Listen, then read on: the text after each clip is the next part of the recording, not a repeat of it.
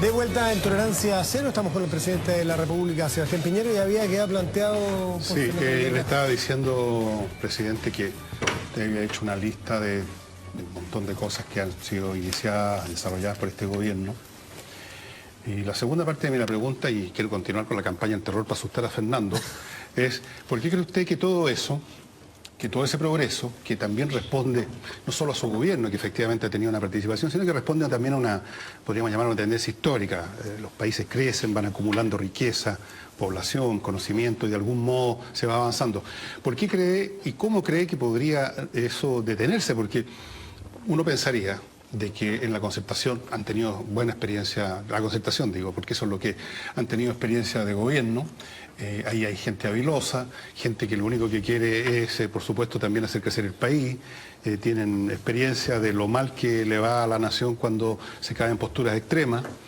Entonces, ¿qué mecanismos podrían llevar a que esta marcha, que en general es de crecimiento del país, si uno lo observa así a la larga corriente histórica, ¿por qué podría interrumpirse ahora? ¿Cuáles son los mecanismos que usted teme que podrían concretamente producir eso? Bueno, antes yo querría clarificar la cifra de 320.000 empleos que se habrían creado el año 2009, porque eso no corresponde a la realidad. Si uno mide con el mismo termómetro, esa cifra es un poco superior a 100.000. Yo tengo la cifra, la vi, voy a aclararla y mañana podemos incluso por Twitter, que es más público hacerlo, que es la forma. Pero, por supuesto. Pucha, si tomamos una serie, porque hubo un cambio de serie, sí, cualquiera de las dos que tome le va a llevar a que está sobreestimando la creación de empleo gruesamente. Después de la crisis del 2008 y 2009, que es desde septiembre del 2008, abril o mayo del 2009, viene una alza sostenida en el aumento del empleo. Eso es muy distinto. Sí, eso es muy distinto a decir que se crearon. Vamos, yo vi la cifra con mis ojos, voy a recorregirla, y la vi en Fuente INE, pero ya, pucha, sí, es que el mismo se metió. Está bien, pero es que está bien. Pero hagamos una cosa, veamos esa cifra, yo le digo a usted. Yo le quiero preguntar a usted, a partir de las cifras de empleo, del millón de empleos, que también está comprobado por la INE, que están creadas, y me parece muy bueno, sobre todo esas personas que... No nos han creado un millón de empleos todavía. Que se van, o que está a punto. Esperamos yo, 320, 500.000, 200.000, 116.000, aproximadamente es casi un millón.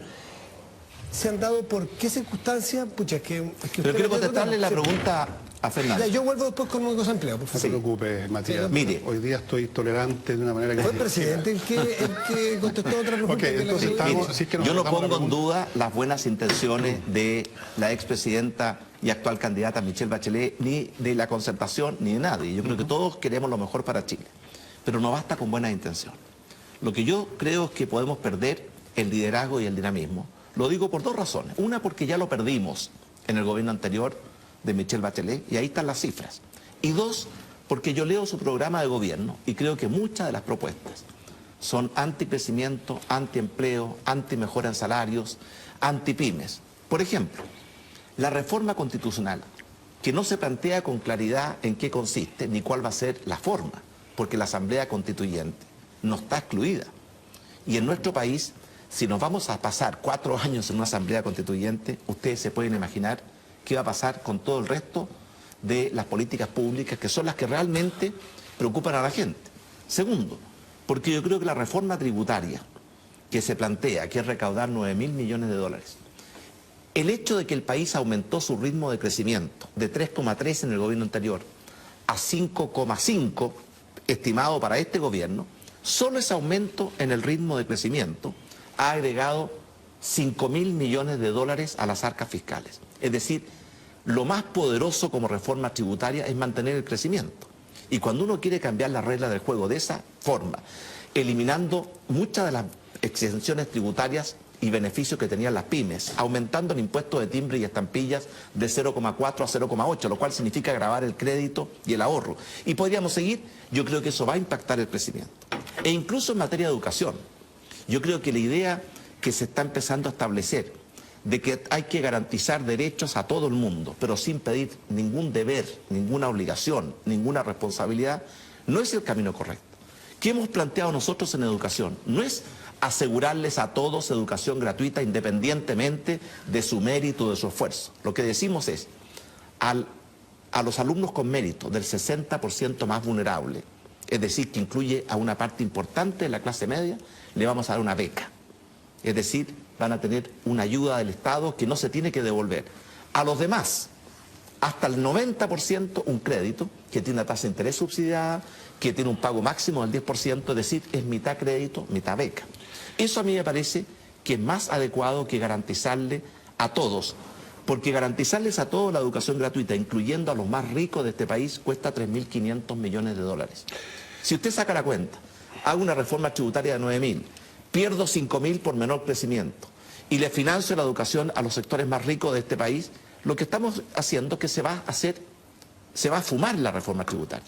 Y por tanto yo creo, y esta es mi opinión, que la propuesta que está haciendo la nueva mayoría, que es la concertación más del Partido Comunista, no es una propuesta que permita mantener el liderazgo en crecimiento, en empleo, en salarios. Presidente, el país ha conocido crecimiento con usted, también conoció crecimiento con la concertación, incluso conoció crecimiento durante el régimen militar. Lo que pasa es que mucha gente no ha conocido ese crecimiento en persona, digamos. El tema es que ese crecimiento que siempre se promueve, efectivamente en algún momento desborda, obviamente por necesidad económica, y hay una certidumbre matemática en eso, pero no con la misma velocidad con que crecen las aspiraciones, las demandas y los sentimientos de muchos estratos sociales de que ellos no están recibiendo la parte que les correspondería de la mesa, por mucho que crezca. Entonces, pongamos, y esto para los fines del análisis, asumamos que efectivamente con esta reforma tributaria va a disminuir el ritmo de crecimiento. Supongamos que sí. Pero supongamos que gracias a eso se desactivan una serie de mecanismos bastante explosivos que están en marcha en este momento. Y creciendo menos, un poco lo que pasa en la sociedad, en las economías europeas, creciendo menos hay una distribución más equitativa que permite disminuir, ir desactivando varios fusibles. ¿No le parece a usted que un escenario de un país que crezca quizá un poco menos, pero que desactive los potenciales de conflicto social que van a terminar con todo crecimiento, si es que ocurren? ¿No le parece que eso es como una necesidad histórica en este momento? Que alguien de todas formas va a tener que asumir, incluso otro candidato que llegara, va a tener que asumirlo y quizás pagar el costo de que el país ya no crezca al 5, sino que crezca al 3, pero por otro lado que crezca al 10%, por darle una cifra cualquiera, la equidad y por lo tanto la paz social, que es la base de todo lo demás. Sin paz no hay ningún crecimiento. Mire, si yo pensara que creciendo menos vamos a tener un país más justo, con mayor igualdad de oportunidades, consideraría muy fuertemente ese trade-off que usted me plantea. Pero es justo al revés. Cuando los países crecen menos, está absolutamente demostrado que las desigualdades aumentan. Durante el gobierno anterior crecimos menos, la pobreza aumentó y la desigualdad quedó estancada. Durante este gobierno hemos crecido más, la pobreza ha disminuido y las desigualdades han disminuido. En consecuencia, yo sí siento que hay que distribuir mejor los frutos del crecimiento. Y por eso nuestro gobierno no es un gobierno que se preocupa solamente de crecer. Tal vez con la misma fuerza o mayor fuerza aún nos preocupamos que ese crecimiento llegue a los chilenos que más lo necesitan. Pero déjeme decirle algo, yo entiendo muy bien que hoy día tenemos una ciudadanía más consciente de sus derechos, más exigente, más impaciente, más empoderada, y eso en cierta forma es muy positivo en la medida que no lo canalicemos por la violencia o por la demagogia. Pero déjeme darle algunos indicadores que tal vez no se dan con mucha frecuencia. Durante nuestro gobierno se van a entregar 800.000 soluciones habitacionales. Yo estuve ayer en Fresia entregando viviendas y me emociona ver la felicidad de las mujeres, de las familias cuando cumplen el sueño de la casa propia. 800.000 viviendas significa que más de 3 millones de chilenos van a llegar a cumplir su sueño de la casa propia durante este gobierno.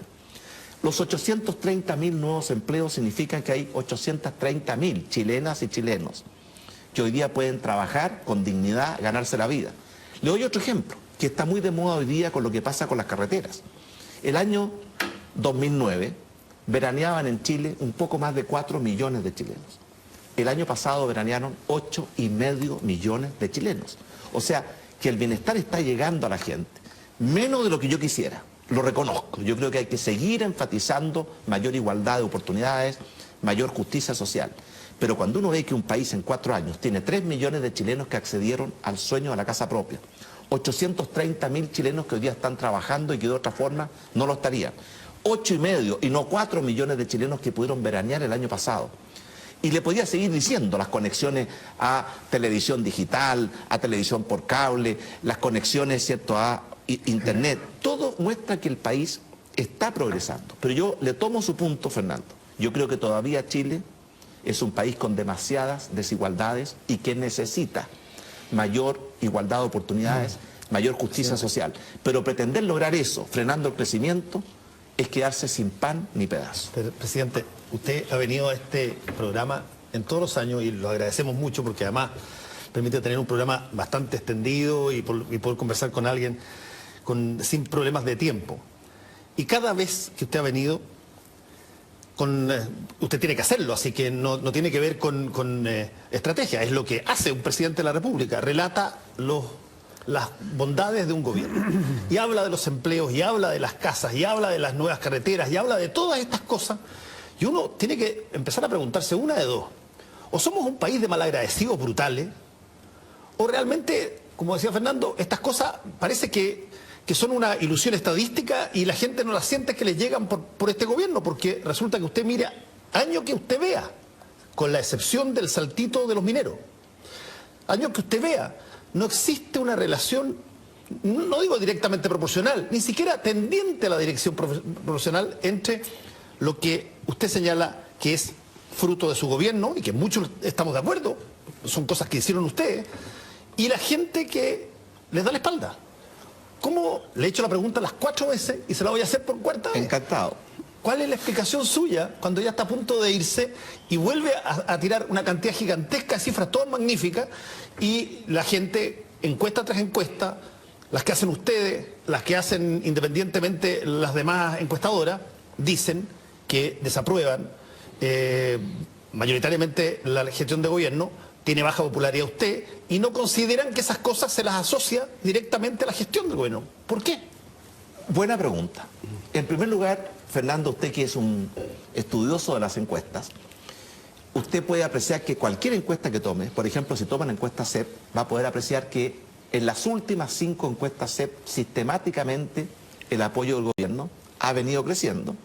Y además la encuesta CEP subestima el apoyo de nuestro sector. Subestima a nuestra candidata Evelyn Matei, que va a sacar mucho más de lo que dijo la encuesta CEP, y como estamos a 2 semanas, cóbreme la palabra. Yo estoy totalmente de acuerdo con usted. Y subestima el apoyo al gobierno.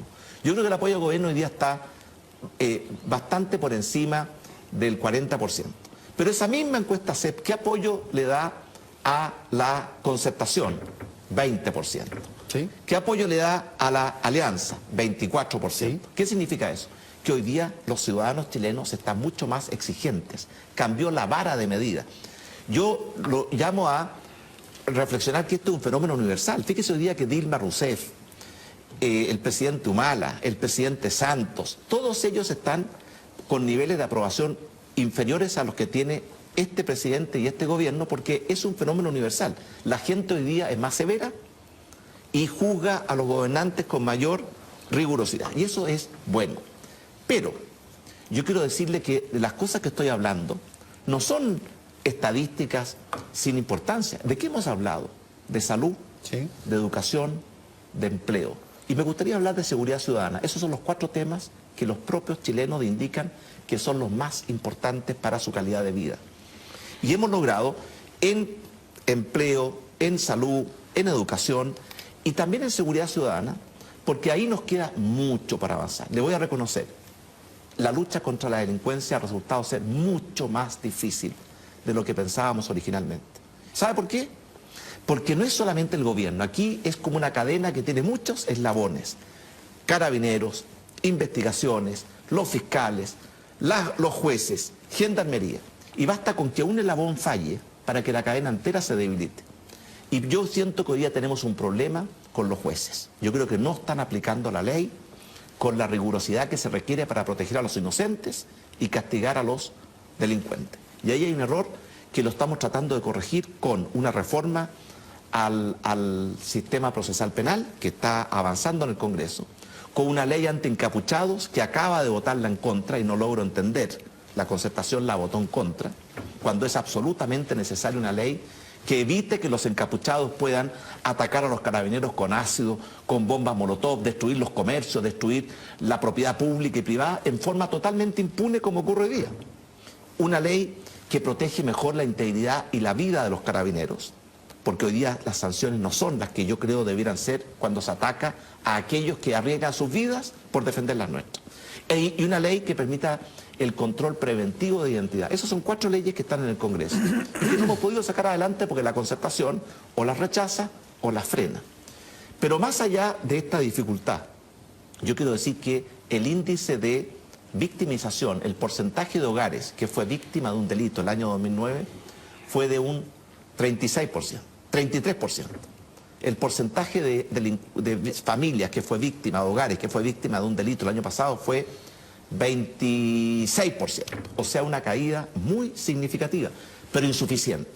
Porque que una de cada 4 familias chilenas haya sido víctima de la delincuencia el año pasado me parece inaceptable, intolerable, y quiero solidarizar con la gente. Pero yo recorro Chile y una de las cosas que la gente me dice con angustia es esta sensación de no poder vivir con tranquilidad, de no poder vivir con seguridad. Por eso aumentamos en 10.000 los carabineros y en 1.000 los oficiales de investigaciones. Por eso hemos llevado el plan cuadrante de 100 comunas el año 2009 a 150 comunas. ¿Puedo hacer una pregunta hoy día? sobre eso? ¿Usted está de acuerdo con la medida que propuso Evelyn Matei de llevar un registro de votación de jueces? De llevarle a los jueces un acta donde diga cómo votaron en cada uno de ellos, que lo haga el gobierno? No, el planteamiento que ha hecho Evelyn Matei no es que lo haga el gobierno. Lo que ha planteado ella es que hay un fondo para que una institución, que puede ser una universidad, pueda llevar lo que se llama el observatorio judicial. ¿En qué consiste eso? En que la gente sepa cómo fallan los jueces. ¿Quién le tiene miedo a la transparencia? Pero que para eso no es necesario hacer nada más que ponerse de acuerdo y determinar los fallos son públicos. Sí, pero son de muy difícil, ¿cierto?, acceso y seguimiento. Entonces, lo que está planteando Evelyn Matei, que yo creo que es una muy buena idea, y de hecho nosotros la estamos acogiendo, es que una institución, que puede ser una universidad, nosotros estamos en un convenio en principio con la Universidad Adolfo Ibáñez, lleve esa información en forma simple y transparente, que cualquier ciudadano pueda conocer cómo fallan los jueces, a quienes dejan en libertad, a quienes dejan en prisión preventiva, a quienes absuelven, a quienes condenan. Y eso es una democracia. Igual como hay transparencia en lo que hacen los presidentes y los ministros. Estoy de acuerdo, pero ¿sabe cuál es la diferencia, presidente? Y que yo creo que es un poco, que amerita por lo menos darle una segunda vuelta a esto, es que el fallo de los jueces no tiene que ver necesariamente con los jueces. El fallo de los jueces tiene que ver con un proceso donde interviene el Ministerio Público que presenta y acusa y presenta pruebas. Y por lo tanto, si es que esto se va a concentrar exclusivamente en cómo fallaron los jueces, independientemente de cómo actuó el Ministerio Público, por ejemplo, presentando pruebas, casos que a usted le pasaron en su propio gobierno, caso Bombas, por ejemplo, que fue un papelón brutal, y resulta que ahí los jueces tuvieron que fallar como tuvieron que fallar porque estaban muy mal presentadas las pruebas. Y resulta que si es que usted hace un observatorio judicial basado estrictamente en el último eslabón de un sistema de derecho penal, me parece tremendamente injusto, porque ese va a pagar el pato por todo lo que haya dejado de hacer el intermediario. Y no hay forma de... Pero Fernando, realmente no lo comprendo. ¿Por qué? Porque ¿quién puede oponerse a que una información que es pública, porque los fallos son públicos, puedan estar fácilmente accesibles para los ciudadanos? ¿Usted cree que un ciudadano puede, por sus propios medios, va a tener el tiempo, los medios para saber cómo falla cada juez? Lo que está planteando Evelyn Matei, yo creo que es una muy buena idea, es que facilitarle el acceso a los ciudadanos a la información de cómo fallan los jueces. Ahora, por supuesto que el fallo del juez, como usted dice, no depende solamente de su criterio, depende de las pruebas que le presentan y de otros antecedentes. Pero hay una cosa que me inquieta. Nosotros, y esto yo lo he seguido muy de cerca, cada vez que hay una marcha y uno ve a los encapuchados atacando a carabineros, destruyendo la propiedad pública, destruyendo los semáforos, destruyendo los comercios, destruyendo todo lo que se pone en su camino. Y los carabineros, ¿cierto?, hacen una labor, detienen a 220 personas. Yo he visto muchas veces las pruebas que entregan. Al día siguiente están todos en libertad. Yo creo que eso es porque hay algunos jueces, y esta es mi opinión, y yo tengo derecho a opinar, no a intervenir en los fallos de los jueces porque eso está prohibido por ley. pero sí tengo derecho a opinar cómo está haciendo Sin duda. la labor de los jueces. De hecho, el presidente no solamente tiene derecho, tiene la obligación de preocuparse de eso.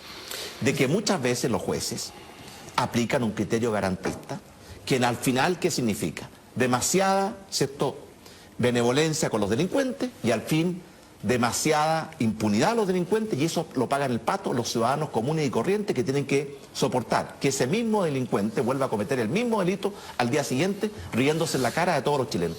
Eso yo creo que un observatorio judicial que haga transparente esta información va a ser un instrumento para que los ciudadanos, que son inteligentes. Pero la única forma, presidente, en que eso tenga el efecto que usted quiere es que haya una presión tal sobre el juez que él, con la idea de que puede ser observado de una determinada manera, va a ser interpretado de una determinada manera, cambie lo que eventualmente está mal presentado. Porque, digamos las cosas por su nombre, efectivamente usted usa la palabra correcta. Este es un sistema garantista, pero es que el sistema es garantista. Eso era un valor del sistema cuando se planteó. Y cuando todos cambiaron la reforma procesal penal, querían que fuera garantista porque eso es un valor, no es un defecto No, del Fernando, sistema. aquí hay un equilibrio entre, por supuesto que yo creo en el debido proceso y creo en la presunción de inocencia y creo que toda persona tiene derecho a un juicio. Y las policías tienen que hacer buen su pega. Y por supuesto que sí. Y los fiscales Pero lo tienen que que yo hacer estoy bien su diciendo pega. es que el único principio no es resguardar los derechos de los presuntos delincuentes. También hay otro principio que es el objetivo central de la justicia, que es lograr la paz y darle tranquilidad a la gente inocente. Y lo que yo creo, y esta es mi opinión, y lo digo con respeto, y no es primera vez que lo digo, que hay algunos jueces que no están aplicando la ley de acuerdo al espíritu y la letra de la ley. Y algunos de ellos, a mi juicio, producen un tremendo daño porque generan esta sensación de impunidad. Cuando a uno le dicen que la puerta giratoria siempre está desbocada, ¿qué están diciendo? Que cuando los ciudadanos ven que se comete un delito en su barrio, que ellos saben exactamente quién fue, dónde fue, cómo fue, que le entregan la información a Carabineros, que Carabineros entrega la información al fiscal y que al día siguiente el juez deja en libertad a esa persona, se sienten profundamente indignados, y yo comparto esa indignación. Y por tanto lo que queremos es algo muy simple. Queremos que la labor de los jueces, igual que la labor de los fiscales y la labor de Carabineros, el sistema STAT permite que usted pueda evaluar a cualquier comisario de cualquier comisaría qué está haciendo, cuáles han sido ciertos su performance, cuántas detenciones ha hecho, cuáles son los indicadores de delincuencia en su área de influencia. ¿Y por qué los jueces no pueden estar también sujetos a que los ciudadanos puedan evaluar su comportamiento? No, pero si pueden. Si lo único que digo es que esto es un problema sistémico, esto no es un problema del juez. Si es que el juez... Yo estoy de acuerdo con usted. Yo creo que, si bien es cierto que el sistema tiene que garantizar dos principios: el debido proceso, que le da garantías a que las personas que son presuntos cometedores de un delito van a tener un justo juicio, pero también tiene que garantizar que el inocente que fue víctima del delito también tiene derecho a que ese delincuente sea juzgado y, si corresponde, sea condenado. Obvio. Y lo que yo creo que algunos jueces han perdido ese equilibrio. Y por eso estamos cambiando la ley. Por eso enviamos una reforma a la reforma procesal penal, para darle más derechos a la gente inocente y restringir el criterio o la amplitud de criterio que a veces la ley le otorga al juez, que muchas veces, en mi opinión, algunos jueces no lo ocupan como debiera. Presidente, quiero volver en algunos aspectos económicos que usted ha resaltado y que son evidentes, son cifras las que se han dado, no son muy opinables las cifras, sin embargo... Usted sabe que un candidato a la presidencia de Estados Unidos, Gary Hart, dijo una vez: tenemos derecho a tener nuestras propias opiniones, pero no nuestros propios datos. No, por eso, estoy de acuerdo. O sea, a partir de los datos y También dijo: tenemos derecho a tener nuestras propias amantes, digo, porque perdió la elección hasta que lo pillaron. Hasta que lo pillaron en el Monkey, Happy Monkey, ¿se acuerda? En una isla de las Bahamas. Sí. Y perdió la candidatura, perdió la señora y perdió muchas cosas. Y perdió todo, y perdió la opinión también. Presidente, claro, a partir de las cifras lo que sí uno puede explicarla por distintas situaciones, pero las cifras están ahí, y estas cifras de empleo que son, y este es casi 1 millón de empleos de esta administración, están allí, y yo no soy de los que, porque me molesta mucho la mezquindad de las oposiciones en general a los logros de los gobiernos, y en este caso no ha sido la excepción con el suyo, con esta posición, en esta materia. Sin embargo, donde yo difiero es a veces en explicarlo solo por lo que ha hecho este gobierno, este casi 1 millón de empleos. No solo, porque usted no lo ha dicho así, pero sí lo va a entender. Porque La pregunta es, si ustedes logran crear 500.000 empleos el primer año de gobierno, ¿no es acaso una inercia que viene de una recuperación de un mundo? Yo quiero poner en duda también de su propio gobierno. No, que yo creo que las dos cifras equivocadas. Creo que está sobreestimando la creación de empleos del último año del gobierno anterior y está sobreestimando la creación de empleo del primer año de este gobierno. Y corrijo para ambos lados. Sí, pero es la misma serie que yo vi, por lo tanto el mismo termómetro para los dos. Yo creo que usted está comparando una serie y después tomó otra serie y por tanto está midiendo la temperatura con dos termómetros distintos. Se lo voy a mandar mañana cuando vea la serie. Pero la pregunta es, el millón de empleos, sí. En redondo que ¿Si es mérito solo del gobierno? No. Por supuesto que no. No contesta antes que le pregunte. No, pero por supuesto que no. Yo creo que aquí yo no hay le he un mérito. preguntado esto. Si está... Pero usted decía... No, pues yo no he dicho, no le he preguntado. Ahora, si usted quiere responde, pero yo no le he preguntado. Pero allá iba. Ah, bueno. Allá iba, Matías, lo conozco muy bien. ¿Qué es lo que ha hecho este gobierno, en particular como reforma estructural, si se quiere, flexibilidad o lo que fuera, en el campo laboral para generar este cambio o este millón de empleos? Y se lo quiero adosar a una frase de su propio... ¿Fue profesor suyo, Ernesto Fontaine? Sí, probablemente fue profesor. Y muy buen profesor. Un muy buen profesor, creo, y dice una frase que le plantea respecto de la economía, y le dicen, el mismo, en una entrevista en Revista Capital, pero la verdad, si me preguntan, Ernesto, dice el mismo Ernesto Fontaine, dime tú, ¿qué políticas propuso Piñera que provocaron mayor crecimiento? No sé, contesta Ernesto Fontaine. Es decir, buena inercia, lo han hecho bien, la micro... Está muy enfermo Ernesto Fontaine a todo esto. ¿Qué hicieron ustedes para generar este millón de empleos? ¿Qué hicieron especialmente? ¿Qué grandes reformas para eso? Eso no fue muy delicado, presidente. Es que es cierto, está muy delicado de salud. Está muy delicado de salud. Y a lo mejor no está bien informado, a eso voy. Porque déjeme decirle lo que hemos hecho. Obviamente que no es solamente el gobierno, no somos tan pretenciosos. Acá hay un mérito de los trabajadores, de los emprendedores, de los empresarios. Por ejemplo, en estos 3 años y medio se han creado 230.000 nuevos emprendedores. En la década pasada perdimos 100.000 emprendedores. Y por tanto, eso también tiene que ver. ¿Pero qué hemos hecho? Primero, hemos tenido una política fiscal seria y responsable. Hemos reducido el déficit fiscal que heredamos. Y esto ha permitido bajar la tasa de interés y ha permitido un tipo de cambio más competitivo. Hemos impulsado una agenda de impulso competitivo de 60 medidas, de las cuales 50 y tantos ya están aplicadas, entre ellas una que acaba de salir del Congreso, que permite la creación de una empresa en un día. Ayer se batió el récord de empresas, o antes de ayer, lo leí en el diario, se batió el récord de empresas creadas en un día. Eso significa que estamos facilitando la innovación, el emprendimiento. Hemos cambiado la ley que promueve la innovación y la inversión en ciencia y tecnología, creando un estímulo que es mucho más amplio y mucho más poderoso que el sistema que teníamos antes. Hemos logrado también que en materia de empleos, con el subsidio a el empleo a las mujeres y a los jóvenes, hemos logrado incorporar al mundo del trabajo muchas mujeres y muchos jóvenes que antes no trabajaban. Y eso es un tremendo aporte. Los trabajadores también aportan al crecimiento. Hemos logrado aumentar la inversión, que había caído a un 22% del producto, y hoy día está en 26% del producto, es decir, la inversión ha crecido más de 2 veces más rápido que el producto. Créame que que por un minuto quiero quitarle mérito. Y le quiero decir la última cosa, que todo eso es verdad. También lo más importante. ¿Alguna de esas que me ha mencionado usted es la reforma estructural para el mercado laboral chileno que usted soñó? ¿Hay algún cambio? Mire, cuando se habla de reforma estructural, la gente está pensando en terminar con el derecho de reemplazo en la huelga o establecer la sindicalización obligatoria. Eso es lo que yo he escuchado cada vez. ¿Y la flexibilización también en el mercado laboral? Por ejemplo, el proyecto de ley que permite el contrato para estudiantes, que lo flexibiliza enormemente, es un aporte a tener un mercado laboral más flexible. Pero hay algo más. Yo también pienso que el hecho de haber compatibilizado mejor con el postnatal de 6 meses, con la ampliación del derecho a la vacuna, ha permitido que muchas mujeres que antes no podían ingresar al mundo del trabajo porque no querían descuidar a su familia, hoy día sienten que pueden hacer ambas cosas en forma mucho más compatible. Y finalmente, en materia de productividad, que es un factor esencial en materia de crecimiento. Usted sabe que los países crecen por transpiración, más capital, más trabajo, o por inspiración, productividad. Durante los años anteriores, la productividad en Chile era negativa, es decir, restaba, era un lastre al crecimiento. en estos últimos 4 años, en forma sistemática, la productividad se ha transformado en positiva y está creciendo y, por tanto, aporta al crecimiento.